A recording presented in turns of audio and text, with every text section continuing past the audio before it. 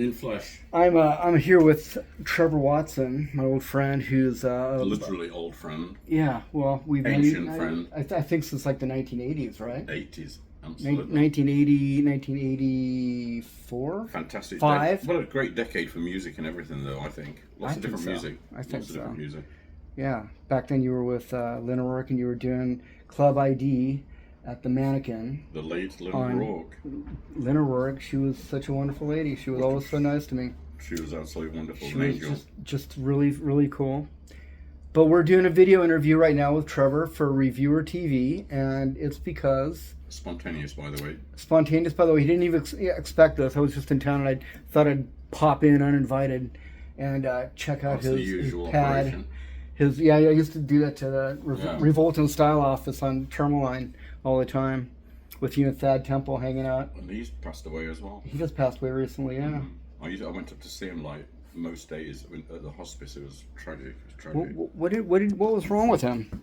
He had brain cancer. Brain cancer? Yeah. He had some kind of And I think it all stemmed from when he was hit on the head with a skateboard and had a coma for a short while. This was quite a few years ago, but I think it all stemmed from, it seems to have stemmed from that. I remember that. One of my best friends and my partner and everything, Thaddeus Temple. Wow. Yeah, I was going to see if you wanted to go have a iced tea or a beer or something to talk about him tonight, but I don't know what your plans are. And he was totally blind by the time I was going to see him. Really? When he was in the hospital, you were seeing him in hospice? Not in the hospice, which was just a room in this house in Miramar Mesa. But anyway. He was totally blind. Yeah. I mean, he was like in his early 60s, right? He was maybe 2 or 3 years. No, he was about a year older than I am, I think. And he was just a little, about the same age as me. Oh, really? Okay. We're very close. You're about 4 years older than I am. Yeah. So what are we going to talk about right now, anyway? Well, your YouTube channel is called Living in Ocean Beach, and now you're finally on YouTube. I've just done this. I just started this 5 days ago. I've got 47 videos up. 47 videos that you didn't do right away. I mean, Not right away, but you've I had think them collected, because that's what you do now, is you do video editing. Yeah. So I've got about 3,000 videos in total that I've made. What are they about? What are they on? All sorts of stuff. Video commercials, arty-farty pieces, little mini short film type things. All sorts of stuff, So some of the stuff I've been kind of tinkering with the whole theme living in Ocean Beach, which is, here we go, and this is, you can see, and that's the dog barking, because the dog's very keen on living in Ocean Beach on my YouTube channel. But a lot of videos. Can you talk about what is your favorite kind of video to do? If I know you do contract stuff, you're a gun for hire, and you'll pretty much make a video for anybody who's paying you, which is great. But I mean, if you were to do one that was for fun, I like doing kind of just emotional, sort of esoteric pieces like this one, Warm Desert Wind, which is just a nostalgic. Can you show us a clip? Let me turn the video around. I'm gonna flip. Not exciting in the fact of it's more just an emotional piece. The same rush as when I first experienced that warm desert wind years ago. Brings tears to my eyes, this video, actually. So it was a beautiful day and I captured the warm desert wind, I think I did anyway, but it felt great. So it's sort of an emotional bit. I like doing this kind of stuff, That Ocean Beach, at your home. It's not the home, but it's, That's not your house, similar, but yeah. Your Ocean Beach is your hometown. Oh, yeah. So there you go with that, but then from that I segue into, let's see, this is more like an emotional, it's like a little short film. That's good. Where was that filmed? What are those hills in the background? Is that San Diego? No, that was actually near Riverside, stuff like Trevor. Self-promo piece, which is a lot faster editing, like this type of thing.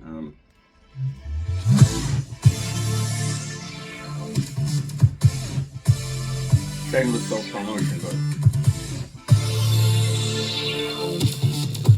You've always been into shameless self-promotion. yeah. Revolt In Style was the magazine that you did where it was all club stuff and this.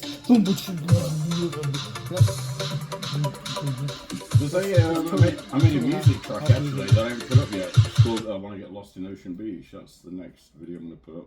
I've got 47 up right now. Well, your latest book is Essential Video Logo Book. Well, this is one of the books I've just put together. It's called Essential Video Logbook and Upload Checklist. It's pertinent information to keep you on track when you're uploading a video, especially to YouTube. I run through the different items that you need to complete. So these are all Amazon books that you do now. Yeah, these are Amazon books I do. You'll type them out in, I guess, Microsoft Word. You'll design the cover.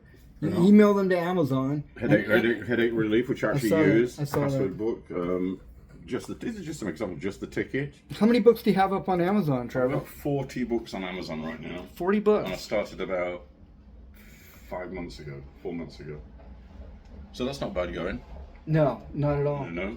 And the YouTube channel you put up 4 or 5 days ago. 5 days ago. And you've already got how many videos up? I've got 47 videos up. 2 subscribers. Although I'm not purposely, I'm not telling people about it and sending it to friends, etc. Because word of mouth. Well, because it damages the. You've got to let YouTube do its work at first initially to sort the algorithm out. What is this?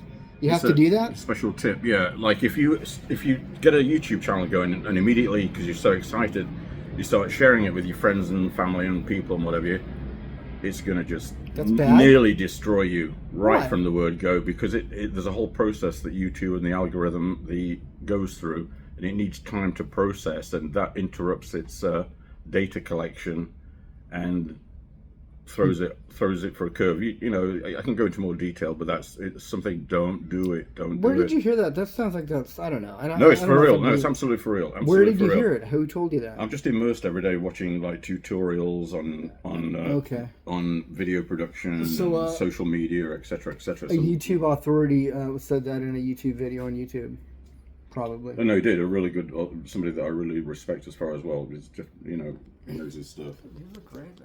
I think they look good.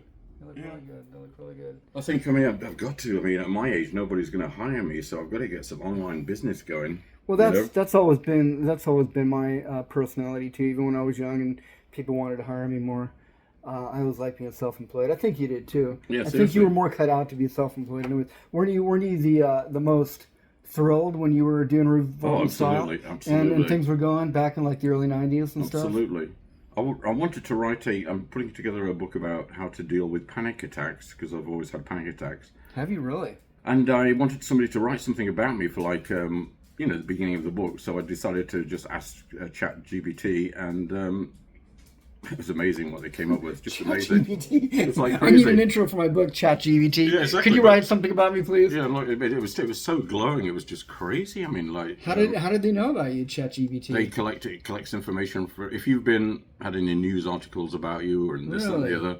I'll show you right now. So it collected it all off the internet, all off previously done press. Exactly. I'm just trying. It's like when I was doing Reviewer magazine, I'd tell book labels music labels and books publishers to send 2 copies for review and copies of previous press. Okay, this is the panic attack book I'm working on right now. Here's the cover. I don't know if it's going to be the cover yet, but it says calm the fuck down, panic attack relief in minutes. That's dangerous. That title might get you in trouble. It includes the secret about nobody talks about. It includes secrets about panic attacks that nobody talks about. And then the inside. It's not. This is it. It's nearly complete. It's nearly complete. How many words is that? You just write and write and write until you're done? It's 135 pages so far, and the introduction is here from ChatGPT. Where is it? And how do you get the arrangement with Amazon to get these sold, to get these published and sold? You just sign up to KDP Publishing, and then there's a whole process to go through, and they have to approve each book before it's actually put on the digital bookshelf. Really? And there's so many books, there's a lot of competition, so there's lots of things to learn about it. Special tips and tricks, and how to use the right keywords, and search engine optimization, and all the stuff that all those words you keep hearing about. KDP Publishing. Yeah. And where is KDP Publishing based out of? Who are they? I don't know where they're. How do you find them? It's like they're based out of Amazon. They're part of Amazon. And how do I find them? You go to to Google it? Yeah, KDP.com. KDP. So I wrote here, so who am I? I couldn't find anyone to chat to GPT. And then he wrote this whole thing about me. Trevor Watson is a British-born creative who played a pivotal role, blah, blah, blah, blah, blah, blah, blah, blah, blah, blah, blah, Revolt In Style, all this stuff. And then it cited where it found the information: San Diego Reader, San Diego Public Library, LA Times, LA Times. Is that crazy or what? That is all off ChatGPT. Yeah, Let me read that first paragraph. Trevor Watson is a British-born creative. He's a creative who played a pivotal role in shaping San Diego's alternative culture scene during the 1980s and 1990s. As the co-founder and publisher of Revolt In Style Magazine, he helped establish it as a leading voice in the region's underground music, fashion, and nightlife. In the regions, yes, that's very true. That's amazing. Right? We're mentioning Club ID and everything. Yeah, you gotta send me that. Is that crazy? You should put yourself in, ask GPT to write one about I you. know. I know. It could write one. Let's do it now. That'll be weird. Can you do that? Can you do that about me? Okay, let's do it. I'm bold. I'm not afraid of this at all, kids. Not at all. Okay, let's go to ChatGPT and see what they say about Rob Rousey. Oh no. Yes, I don't know. Were you nervous when I did it just for a bit of a laugh, really, just to see if anything would come up. You weren't on video when it was happening. No, tell me about Robert Rousey. There's more than one, and so we've got to figure out. They're gonna go who? Robert Rousey. What should we put? San Diego photographer, or what shall we say? Yeah. Okay. You've got to give them at least some. Give them some clues. Yeah. Give them some hints. Especially if there's more than one. Well, there's a Trevor Watson who's a famous photographer too. Yeah, I know. Searching the web. Tell me about Robert Rousey, San Diego photographer. Name found Robert Rousey, beautiful wedding photos. Is this you? That's me. That's you. Look at that. Who is Robert Rousey? What he offers? Client experiences. There you are, Rob. Client experiences. Hotels. Okay. Praised his professional and relaxed approach, and he felt really. Somebody said that about me. Did not feel intruded upon or uncomfortable interest in. Oh, so it's about my wedding photography. Yeah, that's what he found about you. Nothing about Reviewer Magazine. I should put. I'm gonna try. Publisher of Reviewer Magazine. Yeah, I'm gonna try that as well. That's interesting. ChatGPT. Wow. Okay, let's just see what it says. And he was publisher. That's amazing. That is amazing. Former publisher of Reviewer Magazine, but you could put is publisher because I still do it. Yeah. Long last, but this is for Reviewer TV. See what it comes up with. Then I should have maybe begun that in the first part of the. Let's see what happens. Web content representing the publisher behind Review Magazine, Reviewer TV. That's right. So you found all that information about you already. That's amazing, man. Hey? That is amazing. So yeah, it's amazing, isn't it? Not only serves as a photographer and Sandy Bell acts as a publisher creator behind Reviewer Magazine, Review. If you'd like help exploring his work, contacting him or comparing his offerings with other local media creators, just say the word. Wow! Well, it sounds so personal. It sounds like a person. Took like 5 seconds to research and find all that information and then write it, and so the whole thing was done in 10 seconds. That's amazing. It's mind-boggling. That is mind-boggling. Scary, mind-boggling. It is. And you're doing this is what you're doing now for your book publishing. I use it. I use it. I don't totally use it. I definitely use it as an assistant. I haven't used it to write a complete book. And those are all your books right there. Those are a bunch of them. Just some of them. I mean, these are all. They're just some of them. Some of them. Wow. And they're also the perfect size too. They're not too big. Yeah. You know. I want to do one that has all photos and with captions and stuff from back in the day, back in Club ID, going back to Club Berlin at Sybil's Down Under. That would be fantastic. I'd love a copy of that. And I'd like to have maybe some photo captions by you too in there. And I've tried to work. I'm using an AI assistant to build a website for myself. That's quite fascinating as well. Good. So I'm in the process of doing that. So I don't know. But this is a good start. It's a very good start. Just got to focus on one thing at a time somehow. But I don't seem to be able to do that sometimes. I go off on a tangent. Well, I wanted to come down here and ask you about all this because I was down up in Portland and you told me about it over the phone. Yeah. Once I found out I can actually show you that I'm really doing it. You know. Yeah. And then there's the painting and artwork I'm still doing, obviously, every day. Yeah, you make money doing that. You sell those. Well, don't really. I'd like to. I sell them if I can, obviously. But do you have shows? Do you ever do any shows still? I did a 3-month show at the Point Loma Library, but I'm going to have a little one coming up in probably 2 weeks, which I'll send you an invite to. Yeah, please do. I might be in town, or I might be up in Portland because I got some stuff. I was doing some tree work up there. So I just did a video right now about the book Headache Relief, one of my books. And just well, here it is, the Headache Relief book. No, it's not just a handful of aspirin. It is an actual book, 100 pages actually. So I did a little promo for the book. So there you go. For myself. Good stuff, man. So I don't know. I'm just trying to just your password. At least I'm being creative. I know that's when I'm the happiest, when I'm being creative. Yeah, exactly. But it's all of us. It's nothing. There's any get rich scheme, because I don't think there is such a thing really as a get rich quick scheme. Invariably, you've got to put a lot of work into whatever you're doing. At what point did you decide Revolt In Style was no longer something that was tenable? Unfortunately, what year? What point? What were the circumstances?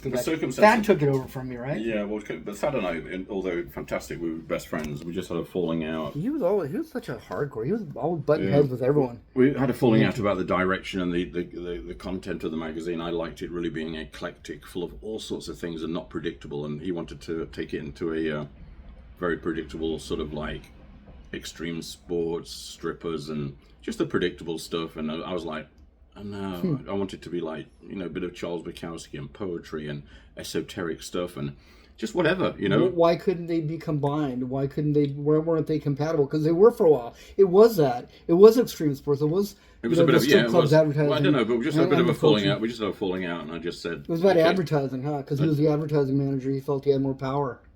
Maybe, I don't know. But I just said, look, Thad, you can have it. I'm going. I'm leaving. What year was that? I have no idea. Somewhere in the 90s, wasn't it? No, I think you guys were still doing it. No, I don't think so. No, I think it was towards the end of the 90s. Okay, you might be right. But anyway, Rob, I do have to get on with some stuff, by the way, so I know that, Trevor, you're awesome, dude. But, Thank you so much.